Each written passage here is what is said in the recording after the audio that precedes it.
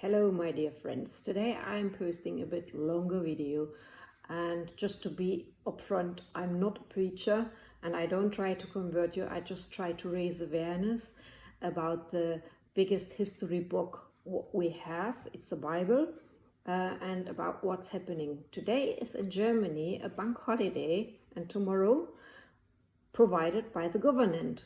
And I think in the UK it is the Queen is a representative of Commonwealth, and the crown is a symbol of the representation of Jesus Christ. So these are all Christian countries. And what happened to Christ on Easter, which many celebrate?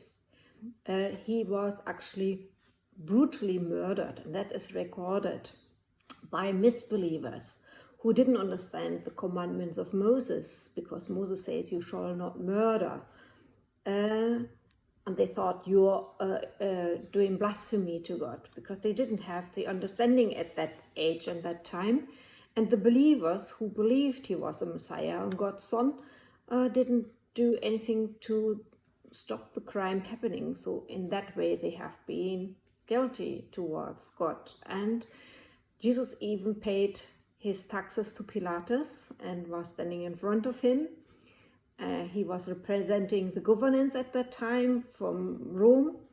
And Pilatus says, oh, this man, and he washed his hands in public, hasn't done anything to be declared for guilty for anything which deserves the death penalty. But if you want to murder him, just go ahead. Today is Passafest, and I'm actually letting free Barabbas, and Barabbas was actually quite a criminal. So that is about, and Jesus said before that, he predicted all the things, and he says they have to happen, that humanity sees what they are alike. And to be honest, I am understanding the injustice that happened to him. And the Passafest was basically where the Jews have been freed from slavery in Egypt. But before they were freed from the slavery in Egypt, God gave the Pharaoh a chance. He says, just accept my choice. I have chosen Moses to be the leader. And the Pharaoh just refused. No, no, no, no, no. And then the miracles happened and the Jews celebrated. And when Moses went up the hill, he got the 10 Commandments, which basically the first one is there is only one God. So if there's one God, he's created the earth as a whole with every tree and everything on it. And he declared, according to Bible, the trees and the animals for good, and the water and the stars. But whether the humans are good or not, we are not really sure about it.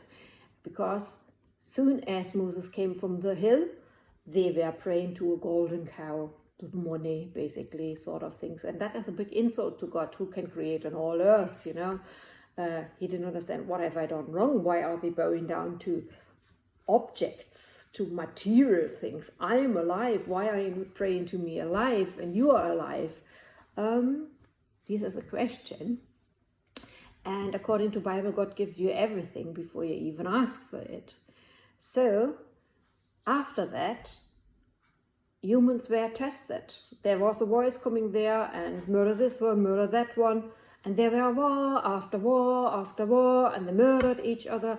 And I'm just wondering, how long does the human brain need to understand that the war is never for benefit for us? Because the fields are not plowed, and after that there will be starvation and hunger. And these days, many of the humans already understand that the war is not really the solution. But anyway, after the 10 Commandments came, all the leaders at the time, because obviously everything is progressing and advancing and developing, at the time they didn't understand the 10 Commandments of Moses except Jesus Christ. Jesus was the very, very first one, and ever since we are counting the time. So 0, that is basically from Jesus Christ, before Christ. That's what we are counting. So the whole humanity is actually obeying to it. But after the injustice that happened to Jesus, and he was resurrected after 3 days, happened following. He taught the disciples a little bit more, and on Pentecost, which is basically these days, they received the Holy Spirit of him. They could do exactly the things as he could do. They could raise dead ones, they could heal the ill ones, they could do everything, but they were non-violent and they were murdered for that. And before they died, they said exactly like Jesus, God, don't charge them for the sin, forgive them, they don't know what they do. And they had gifts, and if you have a special gift, it's not very, or something special, or some possessions, there's always someone who is jealous towards it and wants to take it away from you. I'm quite happy as I am, and I'm happy with what I have, and I wished everybody would live as me. I'm very blessed and I'm very happy with what I've got. But when I look around me and I see all the suffering as a doctor, I'm just thinking I could really do with someone like Jesus Christ. I don't need his skills. I'm happy that he's the only one who can do it, and I'd like to give him a space. And before he died, he left instructions. He precasted what happened, and he left some clear instructions under which he will return. If you read Matthew 24, you will find that he says, I will return if there's no stone left on top of each other in Jerusalem, and you recognize a need for me. I do recognize a need for him, because obviously anything what he taught is right and correct and truth, and we need to learn to forgive each other. He says, God doesn't want no sacrifices, because when he can create an earth, what do we want to offer him? We don't have nothing to offer. He wants mercy. We need to forgive each other. And that is a problem in our heads as a past, and we can't forgive, and that is really a problem. So the most important thing is that we learn to forgive each other and to respect each other as we are. So from that point, I recognize the need for him, because if I look at the terror and the crimes and the insults we are doing, and we are starting to be mean to each other, we don't really need that. I could live very, very happy in paradise with God. And if you look at the Bible, how it was designed, God created the earth, and he created the humans in his very like image to live with them here, because it would be pretty much boring on your own in this whole earth. And I'd like to live with Jesus and God together here. That's not really a problem for me. Actually, I would really enjoy that. And if God can create in 6 days an whole earth, what has he been doing all the years? He created in the sky many, many planets, and there he can send someone who doesn't want to live here with him in a special, and give him another earth to create and start from beginning. That's not a problem for me. And to be fair, I actually enjoy human beings, and I see many good human beings, and I think we are advanced enough. We have got enough development, enough technology and good things that we don't need no more, and certainly we don't need no more sufferings. I'm really sick of seeing starving children, dying, neglected children, people with illnesses dying. All this one could be solved with Jesus Christ coming back, so there is no issue.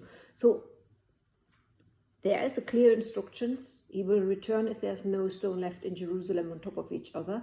And what the most don't do, he said, on the day of resurrection, it will not be me who condemns you, it will be Moses. So if you read the chapters of Moses, nobody reads Exodus 20 to the very end, because we read the 10 Commandments and then it stops, but it goes further on. God said, build me an altar flat from earth with nothing on it. Only uncut stones can be there, and that's it. So if you would build this altar in Jerusalem, overhaul Jerusalem, collect money, and buy the buildings without murdering someone, because that would be a sin, because you would not understand Moses, the brain. If you would build this altar, we would create a peaceful place, because if there's one God, then there is one God. And interestingly, I was approached by Brahmins. Ganga Sharan, hello, I'm very, very grateful for your support. He said, was the first one saying and agreeing with me. And then I started searching actively, because Jesus said, don't forget the Levites. So I wrote to the Jews, and Rabbi Manis Friedman and his son Salman replied to me, and they agreed, yes, we should build this altar according to Moses. And I myself have a lot of Muslim friends which are actually surrendering to God, and they accept and respect Moses and Jesus, and they say God is Allah love, which love means you're providing, you're giving for someone, and they wouldn't object to build this one, the true believers. But as in every religion, there are some odd ones out, which don't understand, which don't have the brain, they are not developed it. Even Judas was betraying Jesus. But if you look at Judas, these things had to happen that we see. And now I think we don't need that evil anymore. We've learned enough, we can watch on videos, that's more than enough to understand what is right and what is wrong. And symbolically seen, with Adam and Eve, Jesus said, I need to speak in symbolic language that you do understand, and I want to teach you so much more. I'm ready for more teachings from him. So symbolically, Adam and Eve, they were naked in paradise, and they bit in the apple because the snake came and said, you will be like God. So the question is now, why did Eve bite in the apple? Did she want to be like God, or did she want to steal the earth for herself and her husband? There are humans like that, and some of them like that. I can't read her mind, and surely there is a mind cloud out there, and I can't read someone else's, but God can. He knows us. He gives everything before we even ask. So basically, her husband, Adam, listened to Eve and ate as well from the apple. And then when God asked, what have you done? They all blamed, the snake was it. You know what? Every one of us has to take responsibility for their own actions and must say, I am who I am. And we are all made with little faults. Jesus said, why do you try to take the pupil out of your opponent? You've got the pupil yourself in. And I think that is a great creation, because if we would be perfect, what would we be talking about? That would be pretty much boring again. So from that point of view, we need to learn to respect and accept each other how we are and say, I am who I am. And if I had God and Jesus back, he would maybe find me the matching part for me, because I'm still single and I've never found someone who accepted and respected me for being me. I wouldn't object to find that partner who I am choosing for. There's one man, one woman. And I don't understand why. I'm pretty sure the Bible has been written for males. They do these wars and wars and wars, murder each other, so there is just one man and he can have a big harem. And then on top of them, they blame the woman and say, I put a burqa on top of you so that you, because you are guilty for me not being able to control my third leg. This is not really it. I don't think so. In Germany, I can sit naked in the sauna and the males next to me respect me. If I say, no, I don't want to, that's it. They just accept it, and there is one by one, and there is faithfulness. And if you are not faithful, you are open up front and say, well, I'm up for an open relationship, friendship plus, minus, or whatever. So there is an open and honesty about this kind of matter, and I think that is acceptable. And I'd like to have one partner where I'm the special one and the only one, and this partner is the only one for me. But I've not found the one who was really good with me and accepted me as I am. Would be lovely to have them there to point it out, because if I see these million males here on this earth, how do I find the one who's the right one for me? I really need a little bit of guidance for that. So for that simple reason, I would like to have them back and ask them, so who's the right one for me? That's one of the questions I had. But on the other hand, if you look at the injustice, if God created the earth, it is his earth. He chooses at each period of time whom he's giving it. And then he gave it to Jesus Christ. And Jesus Christ demonstrated that there is something after death, that you're not necessarily dead. I don't know which world he is in. And the prayer, as in heaven, as on earth, that is an equation. So whatever happens here on earth, that's happening in heaven. So I'd rather have peace here on earth. And I think we are humans are so intelligent enough that we can make this peace and sit together and pray together to the one God and say, sorry for our ancestors. I'm not held responsible for what they did, but without them I wouldn't be here. This prayer, I would be the first one sitting naked on the altar according to Moses, if you build that for me, because I can't earn that money for that, it's impossible. But if the believers take a little bit of a collection and build it, because thinking about the parables he spoke, there was a woman which anointed him with very, very expensive oil. And the disciples, which he had chosen, said, oh, shall we not do charitable work with it? Oh, such an expensive oil. And Jesus says, I tell you, one day this seed will be discussed worldwide. And I think the time is overripe for that. Haven't we got enough now? Can't we just be satisfied with what is given to us? And certainly, I'm very sure I've seen enough suffering. And now, with this corona, I just think that is horrible. It's an easy piece to give a little bit of material possessions away and buy all the properties from the churches and from the people living there, give them another nice place, and give the chosen place, which Jesus has chosen for himself, flat from earth, and let him create it as he wants to. I don't want to be told how I create the place I want to live in. And I'm just wondering, what he will be creating there. I'm really nosy and interested in what will happen. If you're a non-believer, you will probably agree with me that in the name of religion, so many wars and murders has happened that it's really stinking to heaven. And even if there's no God there and you build this altar to show there is peace, that would be even for a non-believer in interest with common sense. Some people are evil and you just think, I don't want that and I want that everything for me. Well, these are the narcissists. That's fine. Have that. That's fine.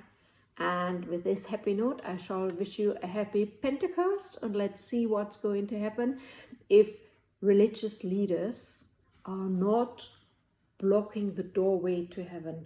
Because compared to the charitable work which we already did, it's still not ending. It's never ending. And I just want the suffering of humans and the miseries to end for everyone. And therefore, we need to make peace with God. And that is a simple way. It's very simple. It doesn't cost much. And Jesus even said, rather would be a prostitute coming to heaven than the religious leaders. They know the scriptures. They could have done that long ago. And they are taking so many monies from true believers, which are giving in good faith. And they are closing the door to heaven. Go get Jesus back. Give him the authority. Why do you need to be his representatives? Get the original down. God was original and we are the copy. How can a copy be better than an original? These are all things which go through my head. Sorry for the long talk, but that's it. Happy Pentecost. Bye-bye.